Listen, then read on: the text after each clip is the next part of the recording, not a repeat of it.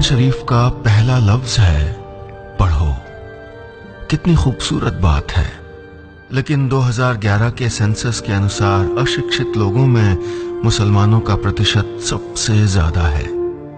यानी वो कौम जिसकी हदीसों में फरमाया गया है कि इल्म हासिल करने के लिए अगर चीन भी जाना पड़े तो जाओ, वो कौम इल्म के मामले में सबसे पीछे है। ये मुस्लिम नागरिकों के साथ एक ऐसी ज्यादती है जिसने उनकी कई पीढ़ियों के भविष्य, उनके मुस्तकबिल पर गहरा असर डाला है। कैसे हुई ये हालत? मैं पहुंच गया हूं अलीगढ़, पढ़ाई लिखाई का गढ़, और इस बात से मुझे याद आ रही हैं वो 80 साल की दलित महिला जो मुझे बरसों पहले महाराष्ट्र के एक गांव में मिली थी। उन्हें आज तक नहीं भुला पाया। जब जिंदगी में वो अपने सबसे मुश्किल वक्त का सामना कर रही थी तो एक दिन उन्हें बाबा साहब भीमराव अंबेडकर की एक सभा में जाने का मौका मिला। बाबा साहब ने मराठी में एक कहावत कही, पढ़ो या मर जाओगे, रीड और यू विल डाई। वो ये सीख कभी नहीं भूली। 7 बच्चे थे। भूख का सामना करते हुए भी उन्हें पेट काट कर स्कूल भेजा। आज सब अफसर हैं, अच्छी नौकरियों में हैं। यह कहानी हम सब के लिए है। इस खूबसूरत अलीगढ़ मुस्लिम यूनिवर्सिटी के फाउंडर सर सैयद अहमद खान ने मुसलमानों को दीन यानी धर्म के साथ साथ शिक्षा और खासकर टेक्निकल शिक्षा पर जोर देने के लिए नए नए रास्ते बनाए।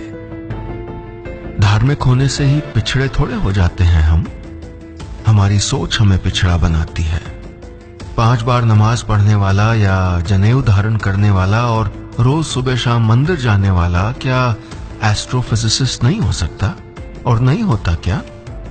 लेकिन ये लफ्ज मुसलमान जब भी आपके कानों में गूंजता है तो जहन में जो पहली तस्वीर उभरती है वो क्या होती है? सोचिए, सफेद कुर्ता और ऊंचा पायजामा, सर पे गोल टोपी, लंबी दाढ़ी, आंखों में शायद सुरमा। यही होता है ना मुसलमान।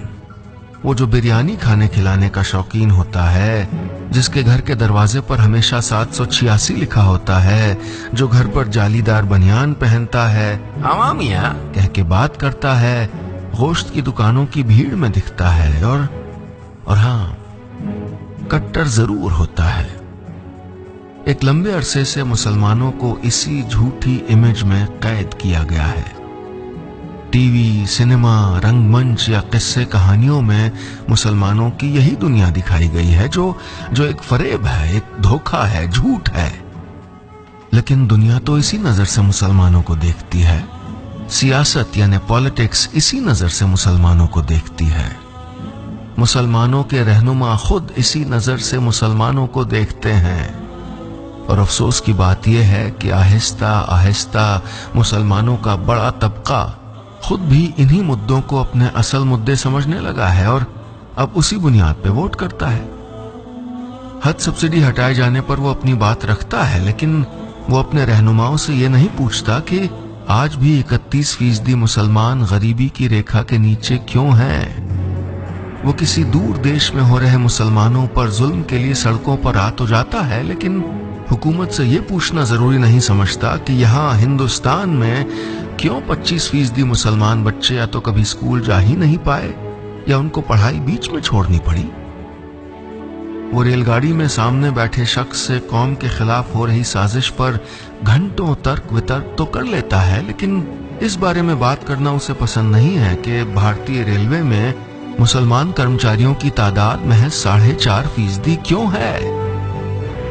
वो सोशल मीडिया पर सामाजिक व्यवस्था की कमियां गिनाते हुए कमेंट दर कमेंट करता चला जाता है, लेकिन ये जानना उसके लिए जरूरी नहीं है कि मुसलमान सिविल सर्विसेज में सिर्फ 3% और विदेश सेवाओं में 1.6% ही क्यों है। तो क्या इन सारे मुद्दों पर मुस्लिम समाज के अंदर इंट्रोस्पेक्शन, आत्ममंथन चल रहा है? सवाल और भी है, जवाब ढूंढता है स्टोरी टेलर।